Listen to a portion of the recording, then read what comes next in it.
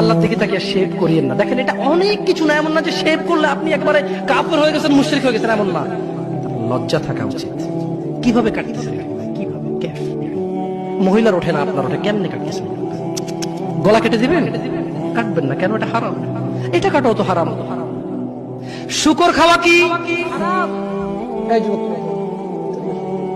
দাও, সবাই লক্ষ্য করবেন না, ওকে কেউ ভিডিও করিও না, পরে লজ্জা পাবে ইন্টারনেট আসলে। তোমাকে এখন শুকরের মাংস দেবো, খাবা? কেন খাবা না? জোর বলো। আপনি শুকরের মাংস খাবেন? আপনি কুকুরের মাংস খাবেন? কেন খাবেন না? কেন? কেমন হারাম?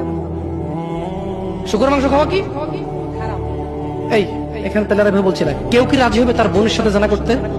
কেন? কেন? কেন? কেন? তো নামাজ না পড়া কি? শুকরের মাংস খাচ্ছ না হারাম দেখি, নামাজ ছেড়ে দিচ্ছ তো সেটা হারাম। তার মানে তোমার যদি স্বাদ লাগতো, তোমার বাপ মা যদি শুকরের মাংস খেতে, তুমিও খাইতা, হারাম আর বাস্তা।